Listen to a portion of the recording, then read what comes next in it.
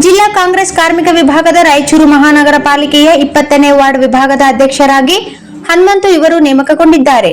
ಪಕ್ಷದ ಜಿಲ್ಲಾ ಕಾಂಗ್ರೆಸ್ ಕಾರ್ಮಿಕ ವಿಭಾಗದ ಅಧ್ಯಕ್ಷರಾದ ಎ ಉರ್ಕುಂದಪ್ಪ ಅವರು ಹನುಮಂತು ಇವರನ್ನು ನೇಮಿಸಿ ತಕ್ಷಣ ಪಕ್ಷದ ಸಂಘಟನೆಯಲ್ಲಿ ತೊಡಗಬೇಕು, ಕಾರ್ಮಿಕರಿಗೆ ಸಂಬಂಧಪಟ್ಟ ಯೋಜನೆಗಳನ್ನು ಆ ವರ್ಗದ ಅರ್ಹ ಫಲಾನುಭವಿಗಳಿಗೆ ಮುಟ್ಟಿಸಬೇಕು, ವಾರ್ಡ್ ವ್ಯಾಪ್ತಿಯಲ್ಲಿ ಪಕ್ಷವನ್ನು ಬಲಪಡಿಸಬೇಕು, ಪಕ್ಷ ಕೊಟ್ಟ ಜವಾಬ್ದಾರಿಯನ್ನು ಸಮರ್ಥವಾಗಿ ನಿಭಾಯಿಸುವಂತೆ ಎಂದು ಸೂಚನೆ ಕೊಟ್ಟಿದ್ದಾರೆ. ರಾಯಚೂರು ನಗರಾಭಿವೃದ್ಧಿ ಪ್ರಾಧಿಕಾರದ ಹಾಲಿ ಸದಸ್ಯರು ಮತ್ತು ಮಾಜಿ ಮಹಾನಗರ ಪಾಲಿಕೆಯ ಮೇಯರ್ ಶ್ರೀಮತಿ ನರಸಮ್ಮ ನರಸಿಂಹಲು ಮಾಡಗಿರಿ ಇವರ ಶಿಫಾರಸಿನ ಮೇರೆಗೆ ಮತ್ತು ಪಕ್ಷದ ಜಿಲ್ಲಾಧ್ಯಕ್ಷ ಬಸವರಾಜ್ ಪಾಟೀಲ್ ಇಟಗಿ ಇವರ ಅನುಮೋದನೆ ಮೇರೆಗೆ ವಾರ್ಡ್ ನಂಬರ್ 20 ಸದಸ್ಯರು ಇವರುಗಳ ಸೂಚನೆ ಮೇರೆಗೆ ಹನುಮಂತು ಅವರನ್ನು ಅಧ್ಯಕ್ಷರಾಗಿ ನೇಮಕ ಮಾಡಲಾಯಿತು.